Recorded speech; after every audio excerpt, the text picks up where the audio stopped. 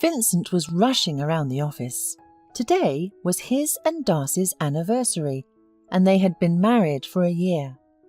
It could have been the happiest year of his life, if not for one thing. There was one important secret he couldn't reveal to her.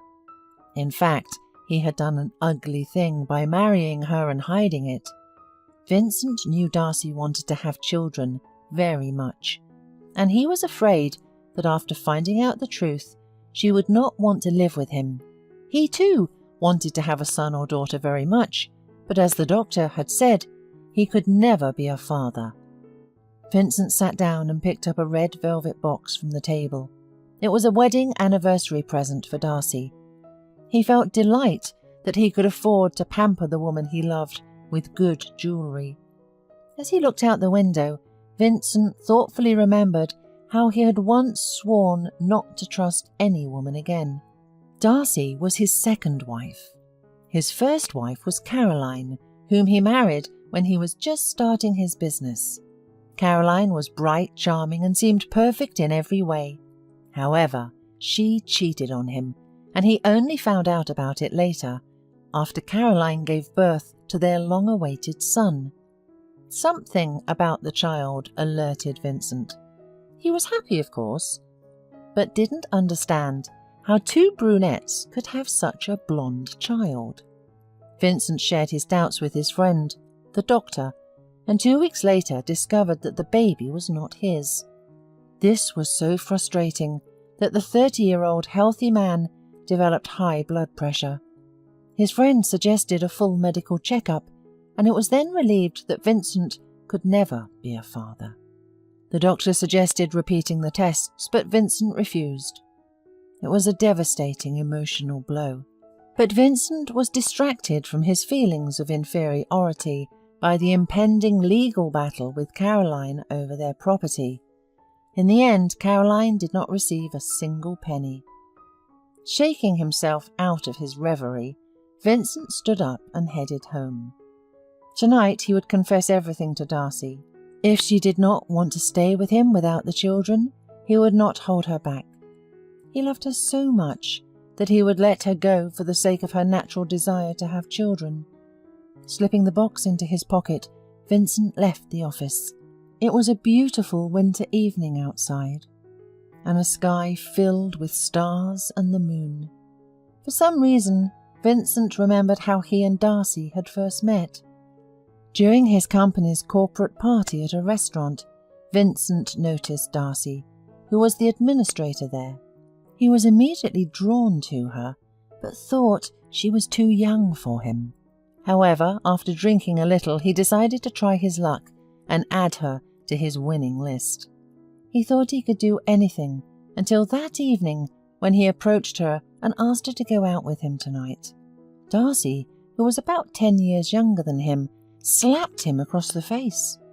Even the music in the restaurant died down, and everyone expected Vincent's explosive nature to take over. However, to everyone's surprise, he simply smiled. "Well, all right. But I'm not saying goodbye," he said. He returned to his table and watched her for the rest of the evening. Meanwhile, his security service began gathering information about her. By the next day, Vincent already knew that the girl was not from the city, but from the countryside. She worked as an administrator and was a part-time student in the history department. In general, everything about her seemed positive, except for her financial situation. Vincent decided to focus on that. He had never seen a girl who could not be bought. However, his first attempt failed. He showed up at her door with a bouquet and an expensive bracelet.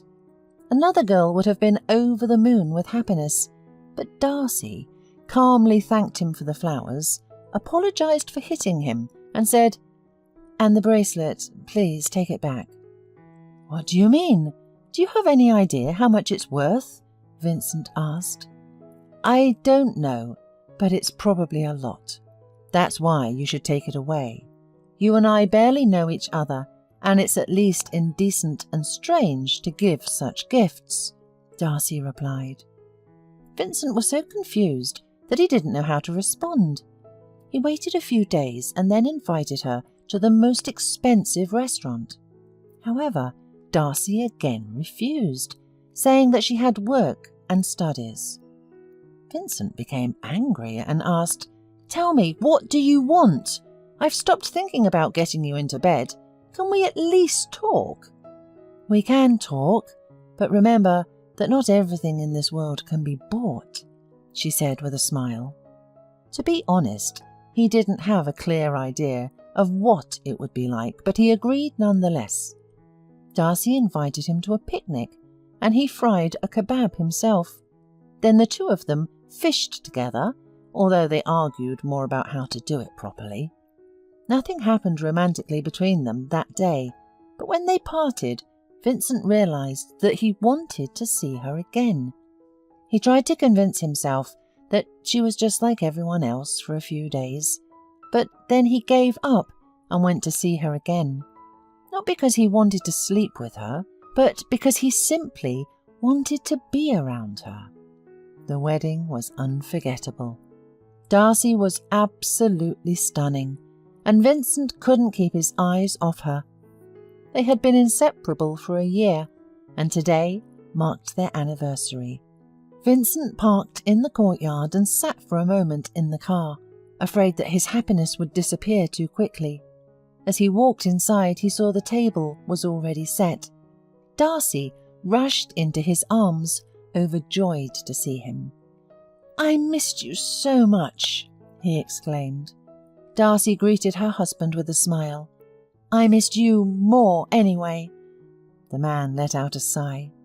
"Why do you always argue with me?" Darcy chuckled and took her husband by the hand, leading him to the table. "Look what I have for you," Vincent said, presenting a velvet box. Darcy admired the jewellery. "It's so beautiful. Thank you.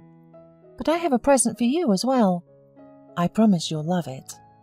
Vincent looked at his wife with interest and asked, "What could surprise a man who practically has everything?" Darcy smiled affectionately and showed Vincent a pregnancy test with 2 bars. Suddenly, Vincent's expression changed and he stood up, went to the window and stared out into the darkness for a long time. "Aren't you glad?" a scared Darcy asked. Vincent turned sharply. "You have 15 minutes to pack your things and get out. Otherwise I can't be responsible for my actions. I thought you were different, but you're the same. Even worse." Darcy sobbed. "Vincent, what are you saying? We're going to have a baby. What are you so upset about? It's normal for a family to have children." Vincent was furious. "It's normal to have children with your husband, not with your lover." Darcy suddenly straightened up, stopped crying, looked at him carefully and said, "How wrong I was about you. I thought you were genuine, that you loved me, not your money." She turned and walked briskly into the bedroom. Vincent saw her take out a few things, some jeans and a sweater, and left all the expensive clothes and jewellery. As soon as the door closed behind her, Vincent sank into a chair and cried. He wanted to rush after her, to tell her that he loved her and would continue to love her, but he held back. Darcy had no right to betray him. The following morning he called a lawyer and quickly obtained a divorce. Afterwards, he withdrew into himself, throwing himself into his work. 20 years had passed. "Mr. Thompson, there are candidates here," reported the secretary. "Let the first person go in," Vincent said, looking away from the view outside the window. Vincent always personally approved the hiring of managers for his company.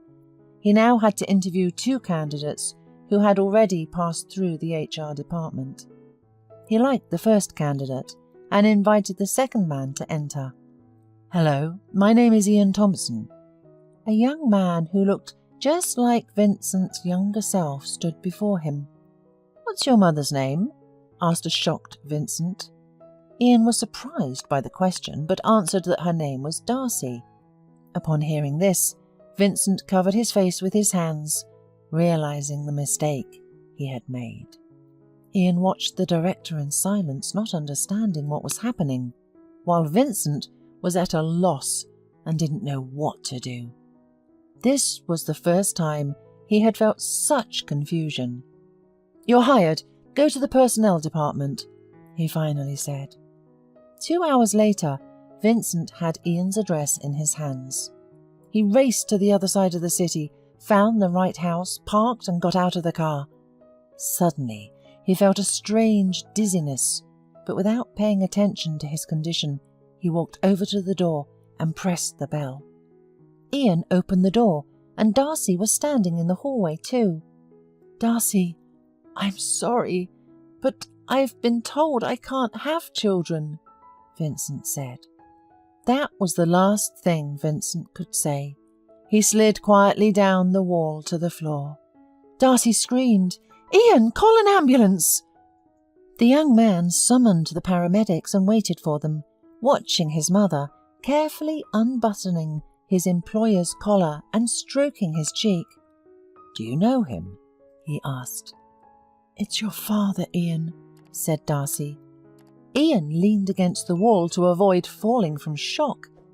Vincent slowly regained consciousness, remembering what had happened. He opened his eyes and saw Connor, the same doctor who had told him about his infertility. "Connor, what are you doing here?" "You're no longer my friend. Go away." Immediately, Darcy's face appeared next to Connor. She was smiling. "Vincent, don't be angry. Connor told me everything and apologized. Unfortunately, mistakes happen." Vincent was consumed with the desire to tear his friend apart, and he wished he had the strength to do so. But it's a mistake that lasted a lifetime, and I'm a complete fool. I've wasted so much time and didn't see my son grow up. I hurt you. Vincent felt a tear roll down his cheek. I never managed to love anyone. Only you were in my heart. Oh, what a fool I am. Ian appeared next to Darcy and looked at his father. Dad, don't worry. Your health is weak, but we'll still make up for it.